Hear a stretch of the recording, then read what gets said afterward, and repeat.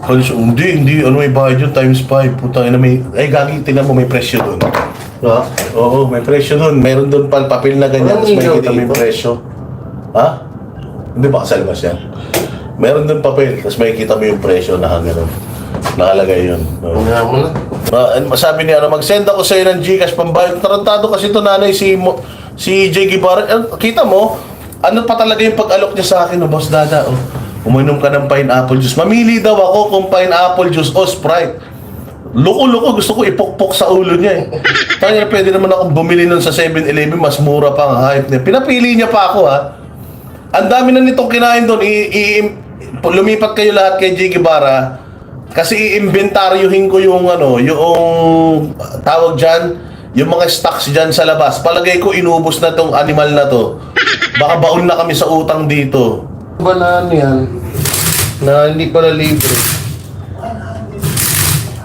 Ayaw gumana. Ano ba? Maliwalag na tayo. Ito nga. Ayot ka. Ha? Ha? Ganda ng view. Visit to si Boss Dada. Binlag pa, hayop. May ano pala yun, may bayad pala yun, no? Malay ko ba? Hindi ko makakalain na may bayad pala yun.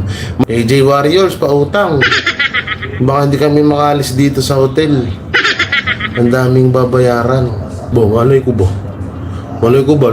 Kasalanan ng hotel yan. Naglagay-lagay ng pagkain yan. Tapos, may bayad pala. Gago pala sila eh. Gago! Gago pala sila eh. Lagay sila ng pagkain dito sa hotel tapos may bayad pala. Nagbabayad kami dito ng binayaran tong hotel na to. Dapat bayad din yung libre din yung pagkain. Tado pala sila eh. Diba? Tungin lang yun. Ang mahal-mahal ng hotel nyo tapos yung pagkain papabayaran nyo pa sa amin. Gago pa kayo? Gago pala kayo eh. Mga siraulo. Lagay-lagay kayo ng pagkain dyan. Siyempre, nagugutom yung tao, nauuhaw, iinom, kakain. May pagkain na nakita eh. Eh kung walang pagkain dyan, hindi sana nakain yan. Mga gago! Hinawa yung hotel guys. Ang todo pala sila eh. Lagay-lagay sila ng pagkain dyan, tapos hindi naman pala. Lalo gusto nilang gawin yan. Bulukin nila yan. Ang gago pala sila eh. Siyempre, pag darating ka galing, di ba? Nakakagutom. Hindi, di ba, balat bay? Yung hotel ang mahal-mahal. Di ba? Ang mahal-mahal ng hotel.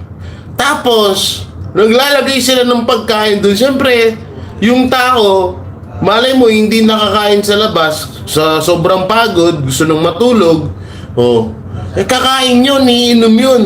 Kasalanan nila yan, mga gago pala sila eh. Lagay-lagay sila ng pagkain yan, tapos may bayad pala. Aga-aga baka siyansihin ko yung gilagid mo dyan. Hindi pa sila naglalagay ng karatula na may bayad yung mga produkto na yon. Mga bobo sila. Pasabugin ko tong building nila eh. Yung mga sabon daw, baka kinain mo din ha. Ha? Yung mga sabon, baka kinain mo din, may bayad din yun. Anong mga sabon? Sira ulo. Pati yung sabon may bayad. Gago pa kayo? Tarantado. Anong gagawin namin panligo dito? Wala naman kaintindahan dito sa taas. Tarantado. May bayad yun, loko-loko, niloloko ka lang. Nakakala ko may bayad yun eh. Pakain ko sa kanila yung balat nun. May bayad pati sa putong inang yan. Pag magsarado na yung hotel nila, pati shampoo may bayad. Kung gagawin nyo, mababaho kami. Hindi kami maliligo. Tapos, mga tanga-tanga din maglalagay ng inumin tsaka pagkain sa rep. Hindi naglalagay ng karatula na may bayad pala yun. Eh paano pag nagbayad ako? Sino magsusukli sa akin? Gago! Aray, gago. Wala pa na sa dalapuan ko. Diba? Napakatarangga, napakagago nila. May bayad pala yung, ano na yon, may bayad pala yung Yung nasa rep. Paano na lang kung nagbayad ako? Sino magsusukli? O, di ba? Scam! Scammer! Boss Dada! Oh, Mga scammer yan! Alam mo kung bakit? Bakit? Ha? Alam mo kung bakit mga scammer? Paano pag nagbayad ako doon? Sino magsusukli? ayun nga, oo. Di ba? Gago! Gago! Kung kung magbabayad nga naman daw siya, sino magsusukli sa O, kanya? di ba? Binayaran niya. O, halimbawa, ang nabili ko 400 pesos. O. Yung pera ko 1,000. Sino magsusukli sa akin? Yung rep? Gago! O. Gago! Hindi naglalagay ng tao doon na magsukli man lang. Pabili po. Pabili po. Gago. Soft drinks. Ako pa yung gagaguhin nyo.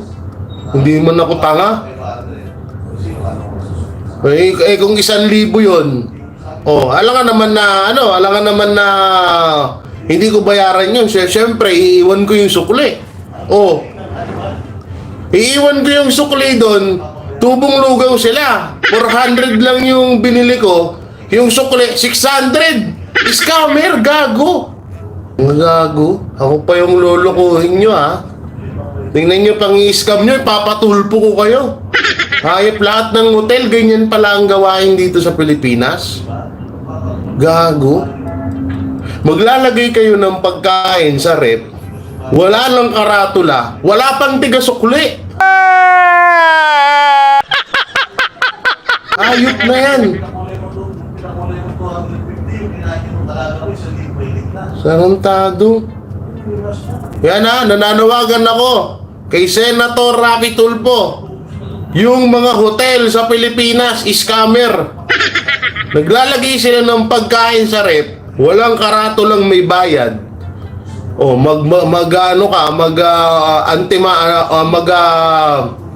tawag dito, maagad ka na magbayad, tapos wala pang sukli. Scammer. So, di ba, kahit dito sa Saudi, Boss J, ganyan din, di ba? Apakatanga. Apakagago ng mga ganyan na rules. Maglalagay kayo ng pagkain sa hotel, tapos hindi walang kasiguraduhan kung libre yun o may bayad yun.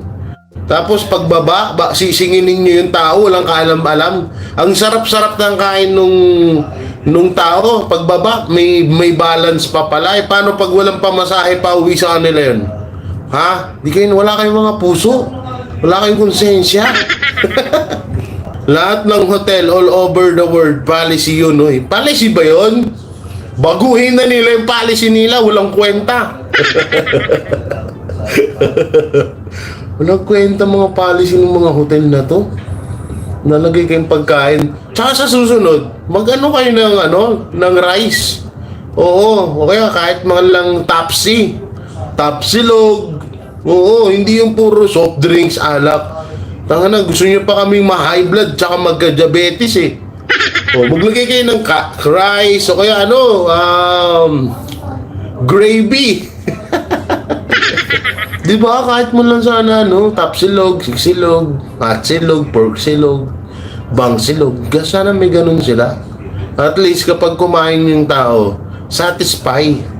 Oo, at full pack yung belly. Anak ng titing, lalagay dun beer, Sprite, tubig. Anak ng titing, buti hindi nyo nilagay yung kape dun. Ang galing ng mindset ng mga hotel, no? Kaya ka pala kapag may hotel kayo, mayaman ka. Kasi yung pagkain gagawin nilang patibong. Gagawin nilang patibong yung pagkain. So ikaw naman na tao, lalo't katulad ko na mayat maya gutom, maaakit ka dun sa laman ng rep. Siyempre may beer, may soft drinks, mapapainom ka. Yun pala, may bayad ang putang ina. Gago. Tapos, pag magbabayad ka naman, wala pang magsusukli sa'yo.